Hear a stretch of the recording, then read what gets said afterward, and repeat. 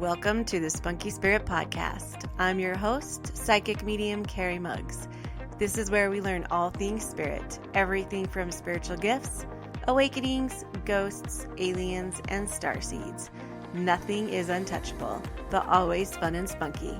I am honored to be on this spiritual journey with you, so make sure you hit the subscribe button so you never miss an episode. Hello, and welcome to the Spunky Spirit Podcast. I am Carrie Muggleston, also known as Carrie Muggs, and each week, for just a second, I thought we were doing Carrie Connects. So this is the Spunky Spirit Podcast. This is not Carrie Connects. Spunky Spirit Podcast is more about paranormal stuff. Carrie Connects is more about uplifting stuff that's going to happen for the week. So first off, I was not sure I was going to be able to do the podcast today because I have been doing, my son has got me into doing cold plunges and it's awesome. And I do love it. But I think I started exercising this week too, again, because I have been, you guys, I'm just going to be honest. I kind of went into a little bit of a funk after my grandma died and I had to reevaluate. I had to reevaluate some of the things in my life that my life is good. My life is so good. But I just, sometimes you just get in a funk and you don't know why.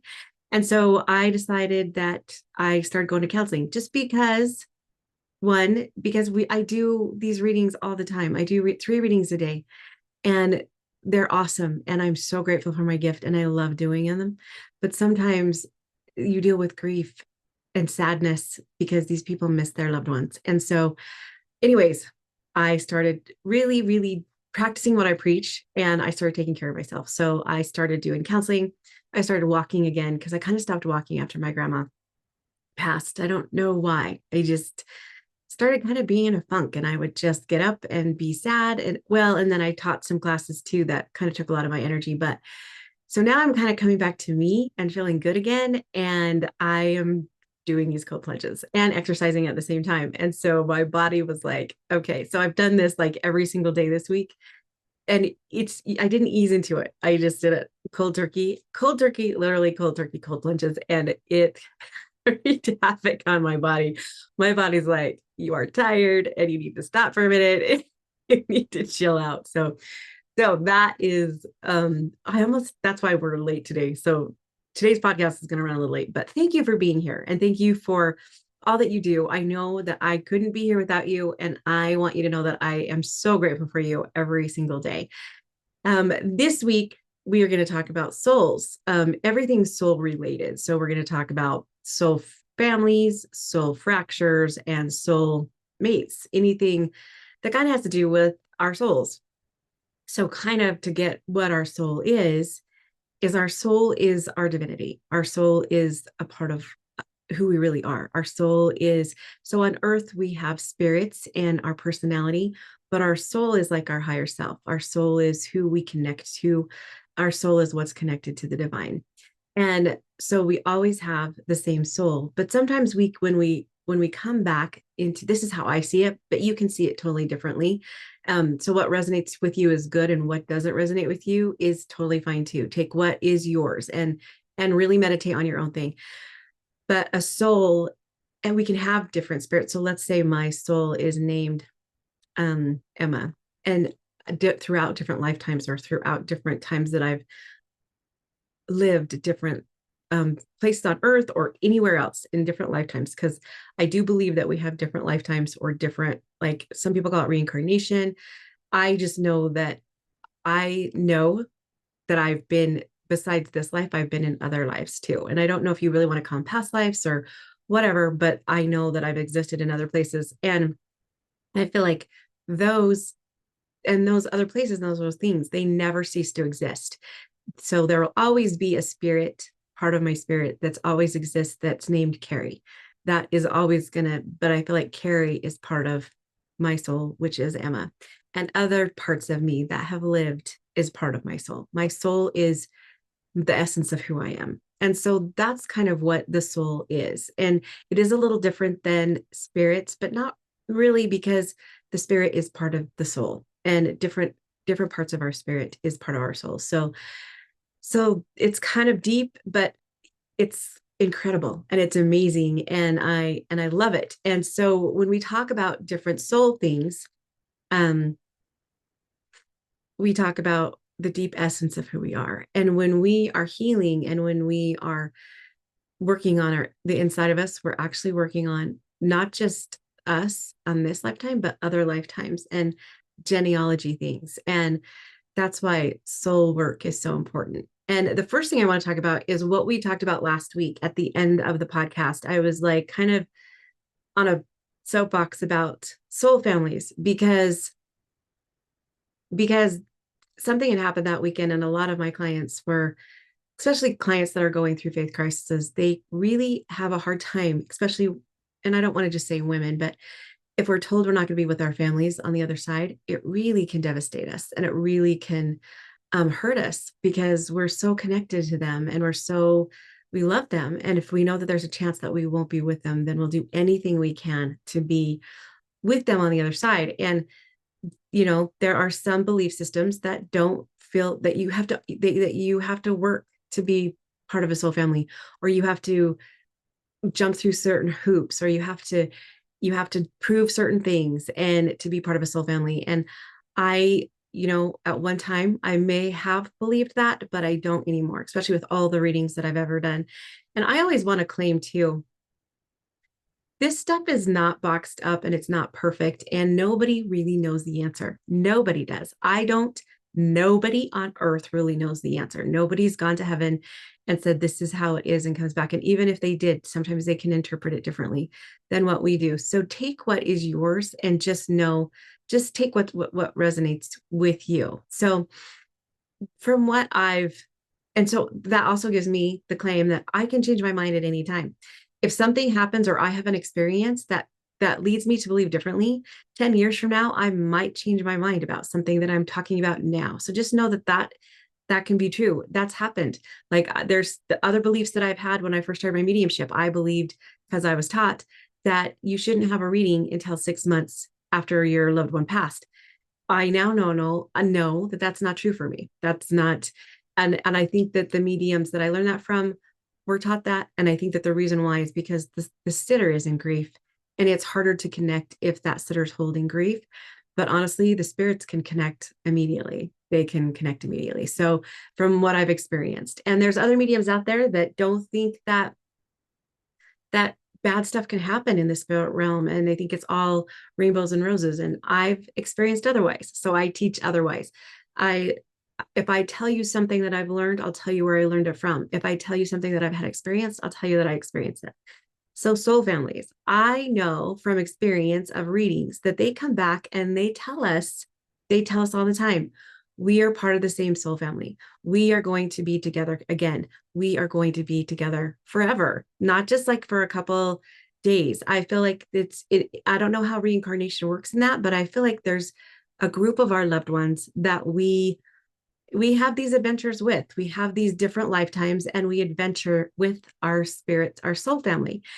And we're constantly with them learning lessons. Now, what I don't know is in that ancestral realm, or in, is it 7 generations? When does that soul family stop and when does it end? And are our reincarnations of our ancestors? Are they just us living our ancestors' lives? So those are the questions I don't know, but I do know that we are together as soul families. And I kind of liken it to a Saturday Night Live skit. So, at the beginning, I've said this so many times. So if you listen to me, you already know this.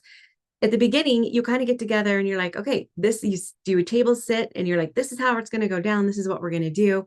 And throughout the different skits of Saturday Night Live, everybody plays a different role, right? The night goes on and Saturday Night Live, you can hear my vest.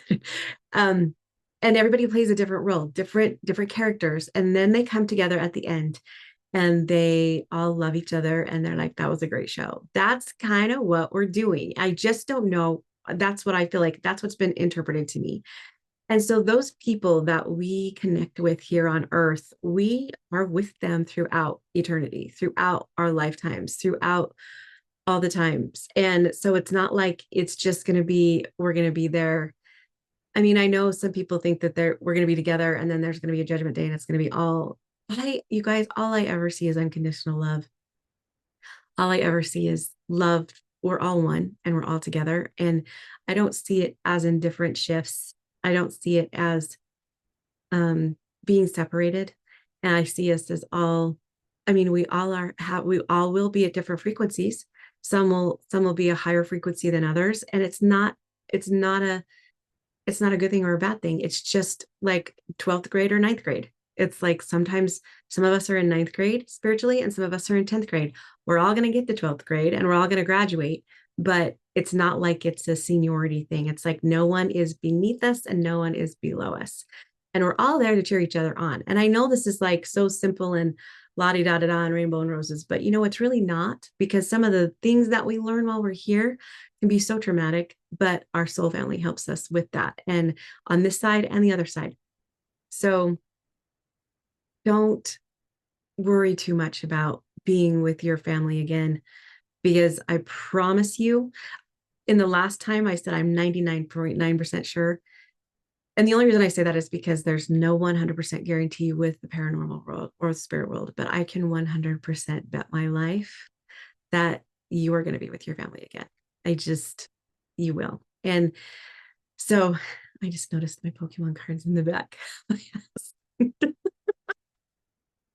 So funny. If you guys are not watching this and you're listening to it, you can see my background. I didn't use my background today. And so you can kind of see pictures of my family right here. And there's 3 Pokemon cards that is on the board, but that's pretty funny. So the next one is a soul fracture. So you've heard me talk about this. I have a podcast on it too. If you don't know what I'm talking about, go back and listen to it. Called soul fractures. So sometimes when we go through a traumatic event, our soul can the energy or the is so profound, or so, because everything is energy, right? And trauma has a lot of energy to it, that sometimes it can fracture that part of our soul. And this is part of why, as soul families and generations, we work on healing the generational stuff, right? Like, because when we heal something that's been passed down generationally, then it also heals the generations that have passed before us, and it calls back their soul. It calls that trauma that they kind of lost, that energy piece calls back their soul. And if you know me, you've listened to parts where I've said I believe that hauntings or things that are scary in the paranormal are because there's a soul fracture there. Something traumatic happened to that spirit or to that soul, and they left that traumatic energy at that place. So I don't believe that any place is like haunted with children. I believe that they're all on the other side with their soul families, but I believe that maybe something traumatic happened to the child there, and that energy is still there. Now, I was listening to a podcast. I listen to the Paranormal 360 sometimes, to the interviews, and I listen to when they have the news. I think it's funny, but there was a lady on there her name is Frances Ullman, and she's a shaman and she travels all over the world. And she explained the soul fractures and the recalling of your soul in an analogy that I absolutely loved. So imagine that your soul is a tree. So I'm going to try and not butcher it here, but imagine that your soul is a tree. And in that tree is a flock of birds, right? You know that there's all these birds in this tree. And something traumatic happens. So let's say somebody fires a gun and it scares the birds. So something traumatic happens and it's scary and the birds fly away. And the ultimate goal is to try and get the birds back. And most of the time you can get most of the birds back, but sometimes you can't. And sometimes those birds will stay in a different spot in that area, and that energy will be there. And the goal is the tree wants all the birds to come back. So our soul wants all of our pieces to come back. And throughout our different journeys in our lifetime and in other lifetimes, that's what we're trying to do. Because sometimes she said that sometimes we'll even come to this earth in this lifetime with some of our birds missing. So it's not just this lifetime thing that we're working on, it's throughout our whole existence, because we never cease to exist. We were created by Source. We have Source inside of us. We are part of Source. And we never cease to exist. So we're going to be existing throughout all eternity. And who knows how long we've even been existing now. So part of calling back your soul is calling back the birds. So whatever that was, that gunshot that scared you, you process that, you learn how to, work with it. It's going to trigger you, obviously, because it's going to be that gunshot, right? And you have to work through that and call those birds back. And that's why I decided to go to counseling too, because I feel like I want to call all my birds back. And I sit here and preach to you guys about inner work and about shadow work and about figuring out what's going on inside, because honestly, I tell you all the time, everything you need is inside of you. But you got to figure that out. You got to figure out what it is. And it's not all fun and games. It's not all, I always say easy peasy lemon squeezy, and people are starting to make fun of me, but there's got to be some work to that. And so going to counseling, doing the things, releasing the energy, letting go of what's not yours. I've just learned from another medium that, at the end of some of her sessions, she's from Canada, that she releases whatever is not her that she's holding on to that doesn't belong to her. I wasn't doing that. I was just doing the readings and going home and grounding, and just, I wasn't releasing it. So I'm getting to the point where now I'm releasing what's not mine, keeping what's mine, because at the end of the day, as much as I want to heal and help heal everybody, I can't, because at the end of the day, it's within yourself. You're doing it. You have to do it on your own. You have to do the work. You have to do the cold plunge. You have to do the exercising. You have to do the counseling. And so, because you have to call all your birds back. Yeah. And I know, like on Peter Pan, it's like all your marbles. I've lost my marbles, but it's in her analogy that I absolutely love, it's calling your birds back. And so that's what soul fractures are. And I believe that our soul families help us with our soul fractures. They help us, guide us, direct us, even in spirit. They're always, and they know a lot more in spirit. They see their life reviews and they see the big picture. Here we're just this like little tiny, we don't see the whole picture. In fact, I did have an analogy about the fish, that fish analogy where, in the river, you only see sideways. And then you have a fisherman pull you out of the water as a fish and you see this whole new world. And that's kind of us. We're in the river and we're going back and forth. We really don't know what's out there. So I thought that was super interesting. I love that. Just, yeah. So the next thing we're going to talk about is soul mates, because they are part of our soul families, and but they have a special significance about them. Now, a lot of people think that our soulmates are like a romantic thing, and it's romantic relationship, or I found my soulmate. Soulmates aren't really they're not relationships. They're not, romantic relationships. Soulmates can actually be anybody in your life that kind of is set here to change the trajectory or make you rethink things. Or, it could be a child. It could be your grandma. It could be your husband. It could be a romantic relationship. It could be anybody it could be like, I have some friends that I feel like are soulmates, or sometimes clients that I feel like that maybe the reading completely changed their lives. And I feel like somewhere in the past, or in somewhere in the preexistence, or before we came here, we said, okay, this is going to be a life trajectory thing. And so that person could have been because there's sometimes when I do readings that I feel like that reading changed my life. And so I really believe that we can have a lot of them. We don't have to have just like one or two. They can be, and soulmates can be people that aren't in our soul family, that we just have like a 1 hour visit with, that can change our life completely. And so soulmates are people that we kind of knew I don't want to say pre-existence, but before we came here, we kind of knew that they were going to come through and change our lives completely, or change the dynamics, or make us have different beliefs. I believe, this is really crazy, but I believe that my ex-husband, as much as we don't get along or talk, he was considered a soulmate, because you know what? He changed my freaking life. He rocked like every belief system I had, and he made me see what I didn't want in my life. So that made me change. And I feel like he was put here to make me feel like, to make me see this is not what I want in my life. And this is what I want differently.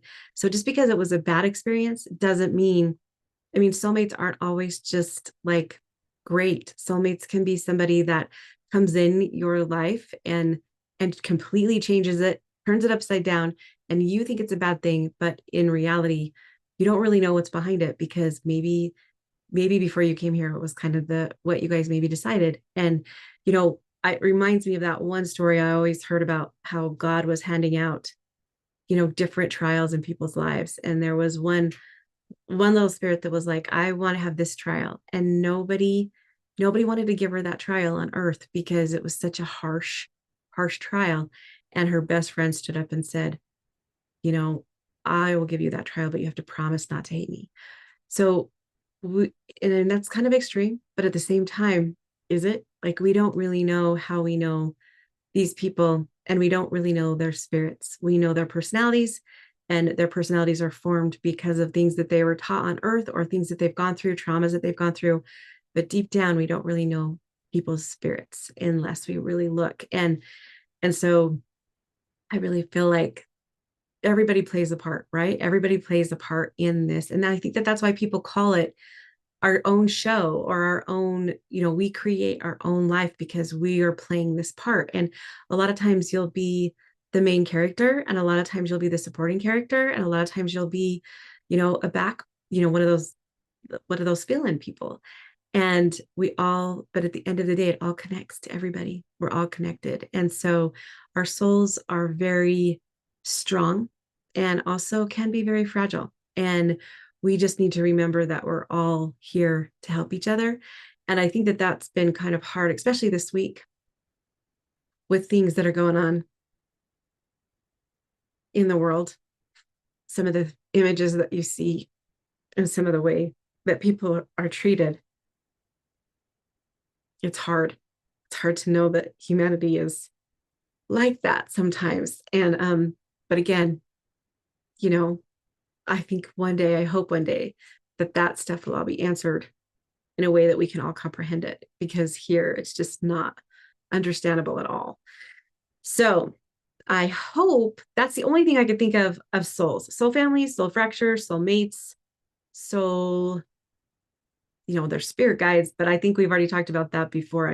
I feel like your soul is your higher self. And a lot of people, are starting to figure that out. Your soul is who you are, your higher self. And so when people say, you really need to tap into your higher self, it's tapping into your soul. It's tapping into who you are.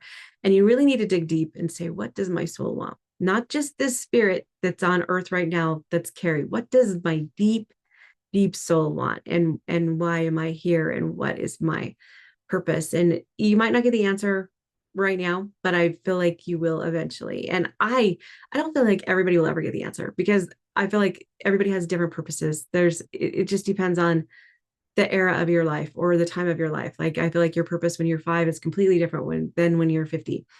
And so I think it just changes throughout. But you guys, thank you for listening to, I just feel like this is not really a venting session, because I'm not really venting about that, but I'm hoping that you can pick out of this stuff what works for you or what resonates with you, and go with it. And just know that